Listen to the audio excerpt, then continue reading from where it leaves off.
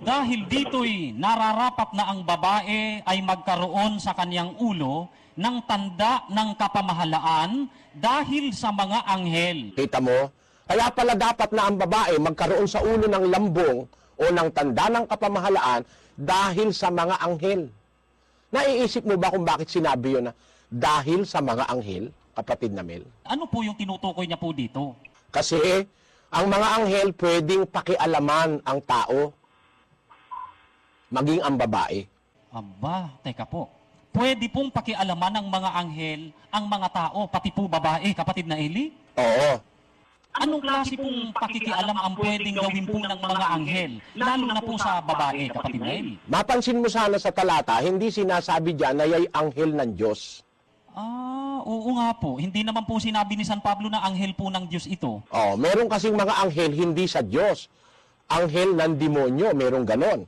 Basahin natin ang Apokalipsis, Kapitulo 12, at ang bersikulo ay 9.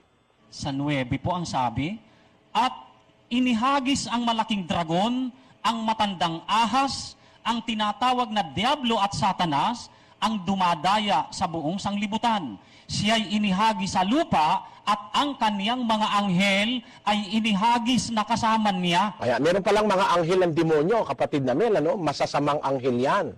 Tama? Tama po, kapatid na Eli. Ngayon, dapat maintindihan ng mga kapatid natin, ang mga bisita, bakit inihagis yung mga anghel na yan? Ano ba ginawa niyan, Brad Mel? Punta tayo kay San Judas. Ganito ating mababasa sa 1:6. Meron palang mga anghel, Brad Mel, ano? Hindi sila nag-iingat ng kanilang pamunuan. May pamunuan din pala yung mga anghel. May hierarchy rin yan. Tamo? Meron din silang pamunuan. Meron din sila na dapat nakilalaning nangunguna, namumuno. Hindi nila iningatan yun. Actually, ang mga anghel, sakop ni Kristo yan, kapatid na Mel, eh. Pero merong anghel, ayaw pasakop kay Kristo, nagrebelde. O maaari sabihin ng mga kababayan natin, anong pruweba mo, Mr. Soriano, na merong mga anghel na hindi napasakop? Ayan nga, mga anghel hindi nag-ingat ng kanilang pamunuan. Di ba? May mga anghel, rebelde sa Diyos. Sa kabila ng kabutihan ng Diyos, parang yung ibang mga tao, sa kabila ng kabutihan ng Diyos, may mga tao rebelde rin sa Diyos. Kaya kung nangyayari yun sa tao, nangyayari yun sa mga anghel. Meron palang mga anghel, ay hindi nag-iingat ng kanilang pamunuan, hindi kumikilala sa pamumuno ng Diyos at ni Kristo. Kasi si Kristo ang puno ng mga anghel, eh. Basahin natin ang Hebreo 1:6. At muli nang dinadala niya ang panganay sa sangkalupaan ay sinasabi, at sambahin siya ng lahat ng mga anghel ng Diyos. O, di ba? Nasa ilalim ni Kristo lahat ng anghel ng Diyos, kapatid na Mel? Tama po, kapatid na Eli. Kung napansin mo dyan, ang lahat ng sasamba kay Kristo, mga anghel ng Diyos. Tama? Tama po. Pero may anghel lang ang sabi, hindi sinabing anghel ng Diyos. Tama? Tama po. Kaya ito, maaaring anghel ng demonyo, yung mga anghel na yan, na hindi sa Diyos. Hindi sila nag-ingat ng kanilang pamunuan. Ano nangyari sa kanila, Brad Mel? Hindi sila sumunod sa pamumuno na itinalaga ng Diyos sa kanila. Ang nangyari yung nasa 2 Pedro 2:4. Ang sabi po ganito, sapagkat kung ang Diyos ay hindi nagpatawad sa mga anghel nang magkasala ang mga yaon, kundi sila'y ibinulid sa impyerno at kinulong sa mga hukay ng kalaliman upang ilaan sa paghuhukom. Meron palang mga anghel talagang nagrebelde at nagkasala laban sa Diyos, Brad Mel. Hindi pinatawad ng Diyos yan. Nakita mo ba? Opo, ganun po pala ang nangyari, kapatid na Eli. Ngayon, alam mo ang isang ginawa ng mga anghel na hindi nag-ingat ng kanilang pamunuan? Iniwanan ng wika yung kanilang tahanan. Sabi gano'n, ano? Di ba sa 1:6, pakibasa mo nga uli. At ang mga anghel na hindi nangag-ingat ng kanilang sariling pamunuan, kundi iniwan ang kanilang sariling tahanan, ay iniingatan niya sa mga tanikalang walang hanggan sa paghuhukom sa dakilang araw. Iniwanan nila yung kanilang sariling tahanan, yung kanilang abode, Brad Mel. Yung kanilang natural na dapat kalagyan, inalisan nila yon, umalis sila ron. Ayaw nilang sumunod sa Diyos. Iniwanan nila yung kanilang tahanan. Alam mo, ginawa niyang mga anghel na yan, Brad Mel? Ano po ba ang ginawa ng mga anghel pong ito, kapatid na Eli? Tuloy mo sa 7. Sa 6 yan, ano? Ulitin mo yung 6, tuloy mo sa 7. At ang mga anghel na hindi nangag-ingat ng kanilang sariling pamunuan, kundi iniwan ang kanilang sariling tahanan, ay iniingatan niya sa mga tanikalang walang hanggan sa paghuhukom sa dakilang araw. Ano ginawa niya mga anghel na yan? Bakit sila huhukuman sa dakilang araw? Alam mo ginawa? Tuloy mo. Sa 7 po, gayon din ang Sodoma at Gomora. Teka muna, Brad Mel. Gayon din ang Sodoma at Gomora. So gumagamit si San Judas dito ng comparative na pagpapaliwanag. Yung salitang gayon din, merong resemblance, merong pagkakatulad yung ginawa ng Sodoma at Gomora dun sa ginawa ng mga anghel. Ang ginawa nila, gaya din nung sa Sodoma at Gomora. Ano ba ginawa nung sa Sodoma at Gomora? Tuloy mo. Gayon din ang Sodoma at Gomora at ang mga bayang nasa palibot ng mga ito, na dahil sa pagpapakabuyo sa pakikiapid at sa pagsunod sa isang apoy na walang hanggan. Yung palang Sodoma at Gomora, nabuyo sa pakikiapid sa ibang laman.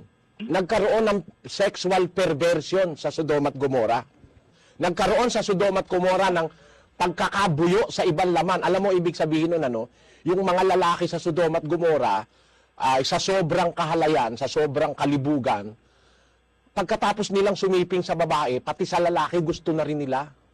Natatandaan mo yung nangyari doon sa mga anghel na pumunta sa Sodoma at Gomora? Gusto nung mga tao sa Sodoma at Gomora, yung mga anghel raping. Natatandaan mo yon, kapatid na Mel, yung nasa Henesis? Opo, kapatid na Eli, na nakituloy pa nga po doon sa bahay po nung matuwid na lalaking si Lot, kapatid na Eli. Pero ang gusto ng mga masasamang tao sa Sodoma, kunin yung mga, kasi yung mga lalaki, yung mga anghel na yun na pumunta kay Lot, nag-anyo silang lalaki. Siyempre, magagandang lalaki yon.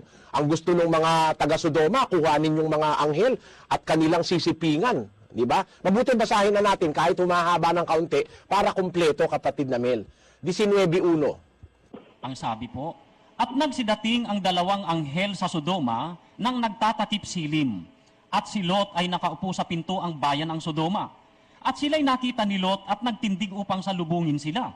At iniyukod ang mukha sa lupa at nagsabi, ngayon nga mga Panginoon ko, ipinamamanhi ko sa inyo na kayo'y magsiliko at magsipasok sa bahay ng inyong lingkod. At kayo'y matira sa buong magdamag at maghugas ng inyong mga paa, at sa madaling araw ay magsipagbangon kayo at magpatuloy ng inyong paglakad. At kanilang sinabi, hindi, kundi sa lansangan mananahan kami sa buong magdamag. At kanyang pinagkapilit sila, at sila'y nagsiliko at nagsipasok sa kanyang bahay. At sila'y kanyang pinaghandaan at ipinagluto ng mga tinapay na walang libadura at nagsikain. Datapwat bago nagsihiga, ang bahay ay kinulong ng mga tao sa bayan sa makatwid bagay ng mga tao sa Sodoma, na mga binata at gayon din ng mga matanda ng buong bayan sa buong palibot. At kanilang tinawagan si Lot at sinabi sa kanya, saan na nga roon ang mga lalaking dumating sa iyo ng gabing ito? Ilabas mo sila sa amin upang kilalanin namin sila. At nilabas sila ni Lot sa pintuan at isinara ang pinto sa likuran niya. At sinabi niya, ipinamamanhi ko sa inyo mga kapatid ko, na huwag kayong gumawa ng ganyang kasamaan. Narito ngayon, may dalawa akong anak na babae na hindi nakakilala ng lalaki. Ipinamamanhi ko sa inyo na sila'y aking ilalabas sa inyo at gawin ninyo sa kanila ang magalingin ninyo sa inyong paningin. Huwag lamang ninyong gawa ng anuman ang mga lalaking ito. Yamang sila'y nanga sa silong ng aking bubungan. At sinabi nila, umurong ka. At sinabi pa nila, ang taong ito'y naparito upang makipamayan at ibig niyang maging hukom. Ngayon nga'y gagawan ka namin ng lalong masama kaysa kanila. At kanilang ipinagtulakan ang lalaking si Lot at nagsilapit upang sirain ang pintuan. Datapwat iniunat ng mga lalaki ang kanilang kamay at binatak si Lot sa loob ng bahay at kanilang sinarhan ang pintuan. At ang mga taong nanga sa pintuan ng bahay ay mga pinagbulag nila ang muntit malaki, ano pat sila'y nangayamot sa paghahanap ng pintuan. At sinabi ng mga lalaki kay Lot, mayroon ka pa ritong kamag-anakan, ang iyong mga manugang, at ang iyong mga anak na lalaki at babae, at ang lahat ng iyong tinatangkilik sa bayan, ay ipag-alis mo sa dakong ito, sapagkat aming lilipulin ang dakong ito, dahil sa napakalakas ang kanilang sigaw sa harap ng Panginoon, at kami ay sinugo ng Panginoon upang aming lipulin. Kita mo, Brad Mel? Nakita mo, no? Nung dumating yung dalawang anghel dun sa Sodoma, pinapasok ni Lot sa bahay nila, ang gusto ng mga binata ron, saka yung mga matatanda, ilabas ni Lot at kanila ikang kikilalanin, sisipingan nila yun, makikipag-sex sila, no, Brad Mel? Sabi ni Lot, meron ka akong anak na 2 babae, sila na lang ang inyong kuhanin. Huwag nilang galawin itong mga bisita ko dahil yung bisita niya, mga anghel yun kapatid namin, na kumuha ng katawan ng tao. Sinugo ng Diyos para doon sa Sodoma at Gomora, lilipulin nga yun dahil napakasama na ng Sodoma at Gomora. Napakahilig na sa laman. Lalaki't lalaki na. Pagkatapos na sa babae, lalaki't lalaki na ang ginagawa nila ron. Anong katunayan ganyan ang ginagawa ng Sodoma at Gomora? Na pagkatapos na yung babae ay nagsawa na sila, pati sa lalaki pwede na silang makipag-sex. Basahin natin ang Roma, kapatid namin. 1:27. Sa 1:27 po, at gayon din naman ang mga lalaki na nang iwan na ang katutubong kagamitan sa mga babae ay nangagningas sa kanilang karumihan ng pita ang isa't isa na gumagawa ng kahalayan ang mga lalaki sa mga kapwa lalaki at tumatanggap sa kanilang sarili ng kagantihan ng kanilang pagkakamali. Kaya ang sabi ng Biblia, yung mga taga Sodoma at Gomora, nabuyo sa ibang laman. Iba na ang klase. Ganon din pala yung mga anghel na itinakwil ng Diyos. Iniwan nila yung kanilang pamunuan, nabuyo sila sa ibang laman. Ano ibig sabihin?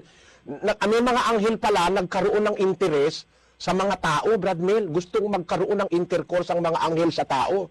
Yun ang nangyari sa Sodoma at Gomora imbis na yung natural nila na lalaki at babae, iniwan na nila yung babae, gusto nila pati sa lalaki na sa sobra nilang kahalayan at kalibugan. Meron palang mga anghel din na ganun, na iniwan yung kanilang pamunuan, iniwan yung kanilang hierarchy, iniwan yung kanilang tahanan. Anong ginawa nila? Basahin natin ang Henesis, Brad Mel. 6:2. Na nakita ng mga anak ng Diyos na magaganda ang mga anak na babae ng mga tao. At sila'y nangagsikuha ng kani-kanyang asawa sa lahat ng kanilang pinili. Yung mga anak ng Diyos dyan, mga anghel yan, Brad Mel. Nung makita nilang magaganda yung mga anak na babae ng mga tao, kumuha sila ng asawa, nag-asawa. Kaya pala sabi ni San Judas, iniwan nila yung kanilang pamunuan, yung kanilang tahanan, iniwan nila, at nagkagaya sila ng mga taga Sodoma at Gomorang nabuyo sa ibang laman. Ang ibig sabihin, hindi natural sa anghel na siya ay mag-interes sa babae. Pero itong mga anghel na ito, kung sila'y lumabag na sa Diyos, rebelde na sila, nagkasala sila laban sa Diyos, kumuha sila ng mga asawang babae. Ano nangyari ipinanganak, Brad Mel? Tuloy natin. Ang mga higante ay nasa lupa ng mga araw na yaon, at pagkatapos din naman na makasiping ang mga anak ng Diyos sa mga anak na babae ng tao, at magkaanak sila sa kanila. Ang mga ito rin ang naging makapangyarihan ng unang panahon ng mga lalaking bantog. Tignan mo, palibasa, anak ng mga anghel yan, ang lumabas na pinakaano, parang hybrid, higante, Brad Mel. Ganun po pala ang nangyari po noon, kapatid na Eli. O yung mga babae noon, mga babae, pinakialaman ng anghel. Kinuha nila para maging asawa yung mga babae noon. Na mga magaganda, ang mga anak na babae ng tao. Pinakialaman ng anghel, kapatid na Mel. So, nagkaroon ngayon ng pagsasanib yung mga tao at mga anghel na lapastangan sa Diyos. Kaya sumama ang mundo noon. Kaya nga nilipol ng Diyos yung mga yan nung panahon ni Noe. Natatandaan mo yan, Brad Mel? Opo, yung tinatawag pong baha. Basahin mo uli yung 6:4 at saka mo ituloy-tuloy. Yan ang dahilan kaya ginunaw ng Diyos yung unang sanlibutan 6:4 hanggang tuloy mo. Ang mga higante ay nasa lupa ng mga araw na yaon. At pagkatapos din naman na makasiping ang mga anak ng Diyos sa mga anak na babae ng tao, at magkaanak sila sa kanila.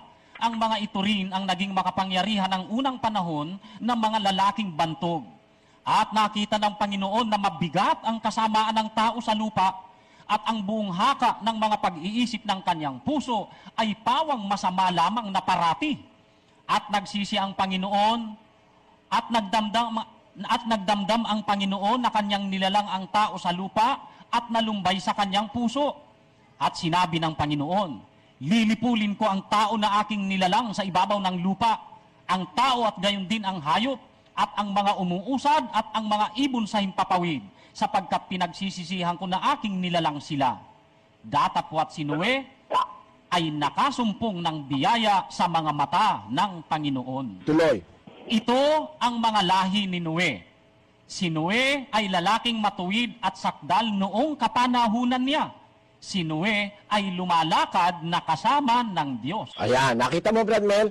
Nung sinabi ng Diyos kay Noe, lilipulin ko yung mga tao na yan, yung mga tao na naging produkto ng kahalayan ng mga anghel at ng mga tao. Kasama yung mga higanti noon. Kaya nga nagkaroon ng bahang gunaw yung dilubyo universal. Ang tawag ng iba ron, dilubyo universal Napakalaking baha. Nakita nyo, kapatid na Mel, yung palang mga anghel noon, nakialam sa tao, nag-asawa ng mga tao. Yung mga nagkasalang anghel. So ang naging mga anak nila, masasama. Sumama ang tao nun sa mundo.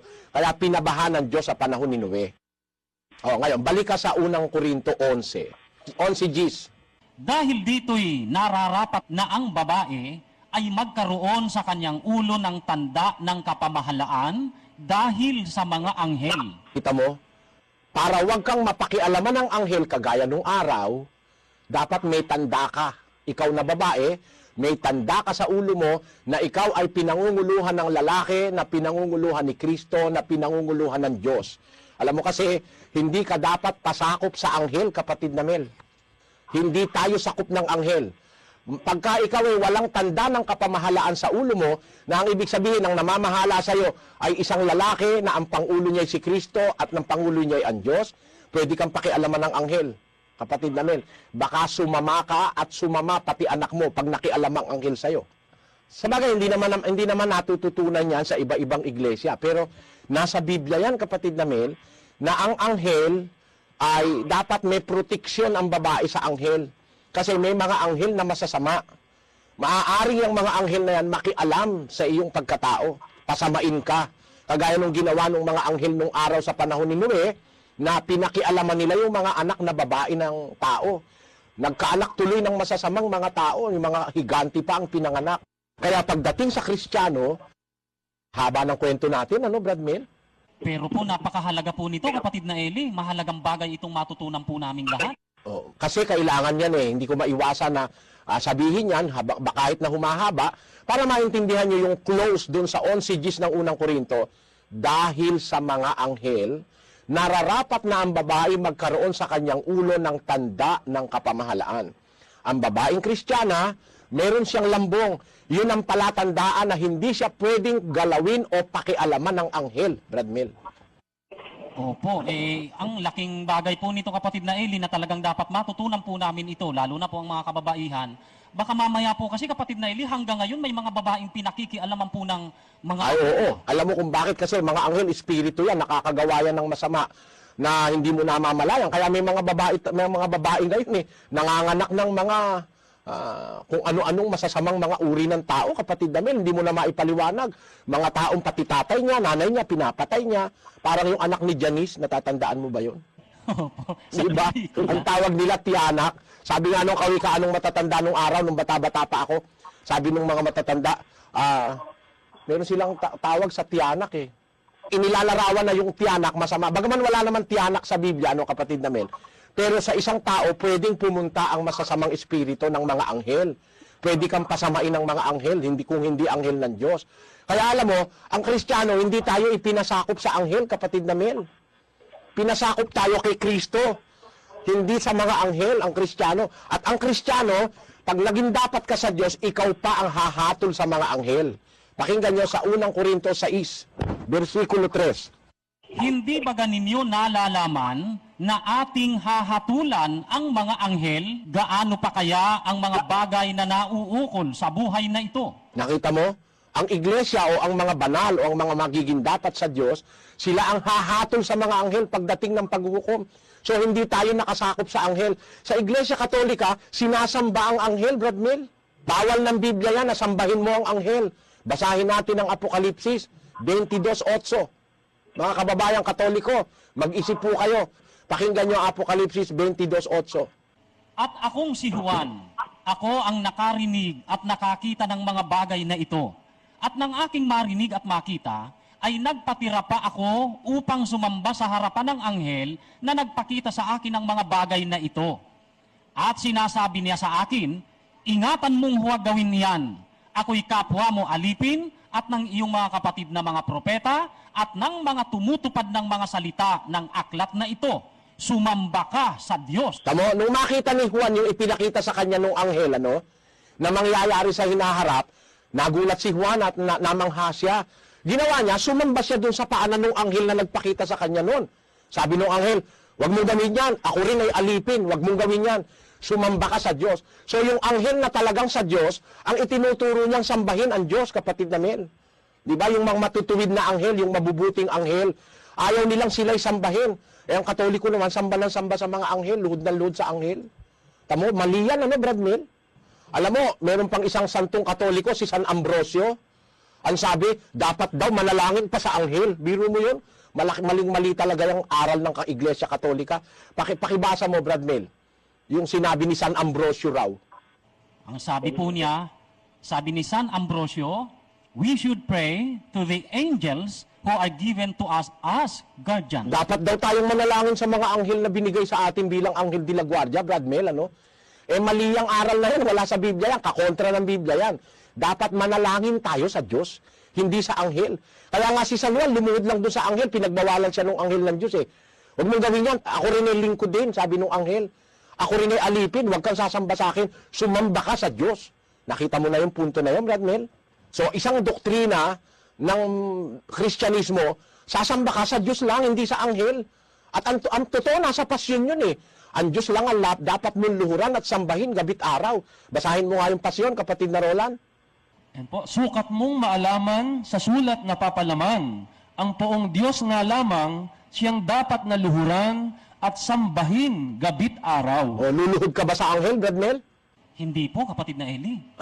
Nasa sa sulat, napapalaman, sabi ng pasyon. Nasa kasulatan niya, nasa Biblia, na ang Diyos lang ang dapat luhuran at sambahin gabit araw. Hindi ka dapat lumuhod kahit sa anghel. Alam mo kasi may masasamang anghel. At kung ang anghel ay anghel ng Diyos, hindi ka dapat lumuhod. Sabi ng anghel, ayaw niya, hindi siya pumapayag na luhuran siya ni Juan. Yan.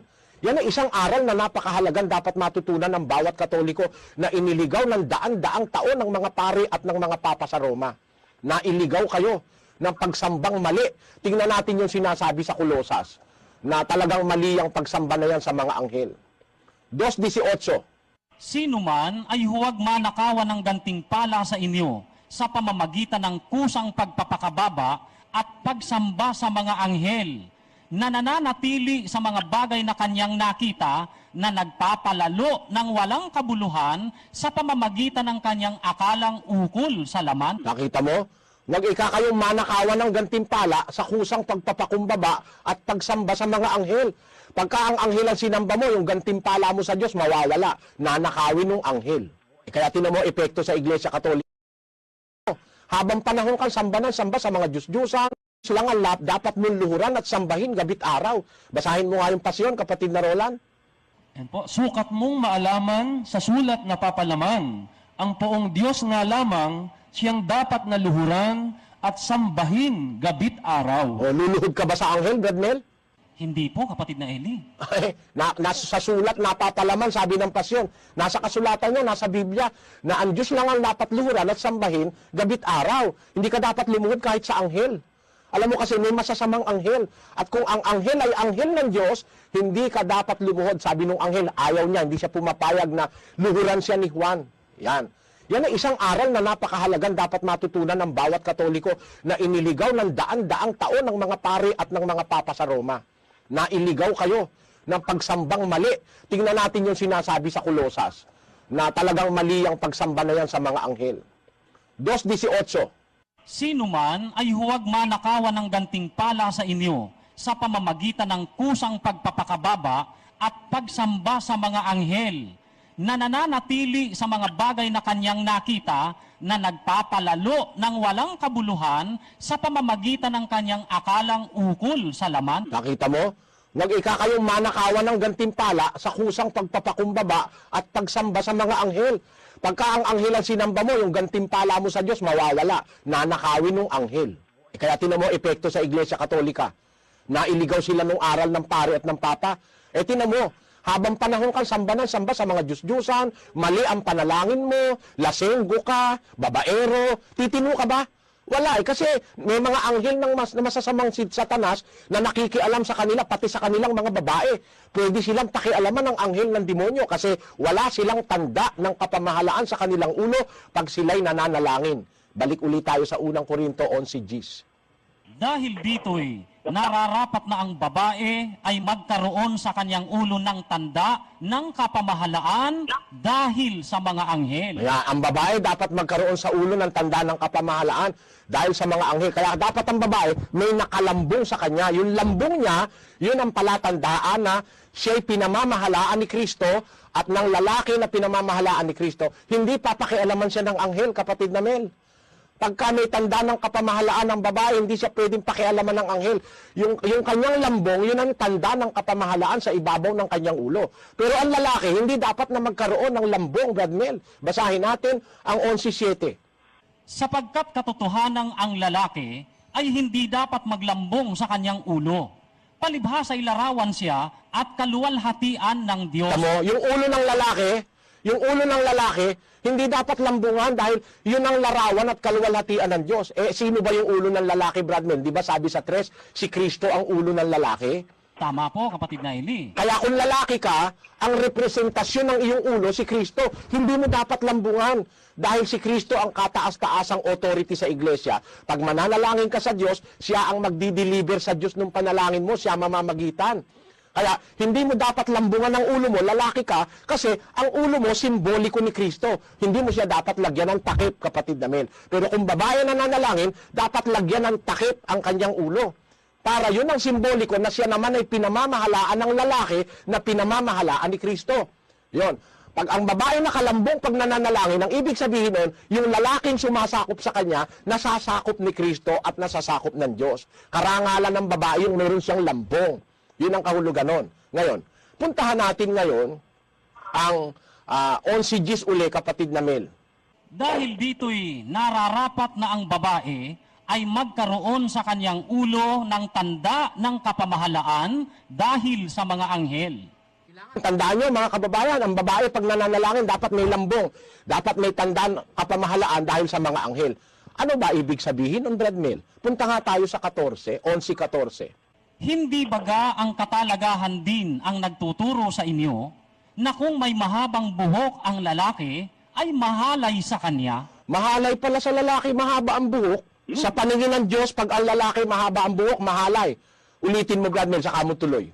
Hindi baga ang katalagahan din ang nagtuturo sa inyo na kung may mahabang buhok ang lalaki ay mahalay sa kanya? Datapwat kung ang babae ang may mahabang buhok ay isang kapurihan niya, sapagkat ang buhok sa kanya'y ibinigay na pinakalambong. Yun, natuklasan din natin. Ano ba yung lambong na ilalambong ng babae? Yun ang mahabang buhok. Nakita mo yan, kapatid na Mel. Akala ng Katoliko, ang lambong yung tela. Ang lambong yung tela, nakapiraso, o kaya malaki, o kaya kulay pula, kulay itim, kulay puti. Iba-ibang lambong ang ginagamit. Sa Biblia, kung ang Biblia ang nagtuturo niyan, pag ang lalaki, mahaba ang buhok, mahalay sa kanya. Kasi yung palang buhok na mahaba, parang pinakalambong mo yon. Ang lalaki hindi dapat maglambong dahil ang kanyang ulo si Kristo. Pero ang babae dapat maglambong dahil yung lambong niya, yun ang tanda ng kapamahalaan sa kanyang ulo. At yung palang lambong ng babae, yun pala ang mahabang buhok. Kaya pag ang lalaki ay may mahabang buhok, mahalay sa kanya. Pero pag ang babae ay may mahabang buhok, kapurihan niya sapagkat yun ang kanyang pinakalambong. Bigay ng Diyos na lambong yun. Kaya para maintindihan ninyo at ng ating mga kababayan, ulitin mo nga ang 11:14, ituloy-tuloy mo, Brad Mel, hanggang hindi kita pinipigil. Hindi baga ang katalagahan din ang nagtuturo sa inyo na kung may mahabang buhok ang lalaki ay mahalay sa kanya? Datapwat kung ang babae ang may mahabang buhok ay isang kapurihan niya, sapagkat ang buhok sa kanya'y ibinigay na pinakalambong. Datapwat kung tila mapagtunggali ang sinuman, walang gayong ugali kami, ni ang iglesia man ng Diyos. Amo? Kita mo yan? Yan ang ugali sa iglesia ng Diyos, kapatid na Mel. Hindi tayo mapagtunggali, hindi tayo matututulin. Kung yan ang sinabi ng Diyos, yan ang gagawin natin. Mga kababayan, lumingap kayo sa paligid-ligid nyo sa mga coordinating centers. Nakikita nyo ba ang aming mga babae? Tingnan ninyo ang mga babae namin. Hindi ba mahaba ang buhok? Kasi sabi ng Biblia, pag ang lalaki mahaba ang buhok, mahalay sa kanya. Para niyang tinatakpan yung kanyang ulo pag mahaba ang buhok niya. Pero pag ang babae mahaba ang buhok, kapurihan niya. sapagkat ang buhok sa kanya ibinigay na pinakalambong. So, ibig sabihin, pag mahaba ang buhok mo, ibig sabihin yan, Brad Mel, kung babae ka, pag mahaba ang buhok mo, pumupuri ka sa Diyos. Ibig sabihin, pumupuri ka sa Diyos, nagpapasakop ka sa Diyos, nagpapasakop ka kay Kristo, nagpapasakop ka sa lalaki na sinasakop ni Kristo. Yan ay pagpuri at pagsamba sa Diyos pag mahaba ang buhok mo.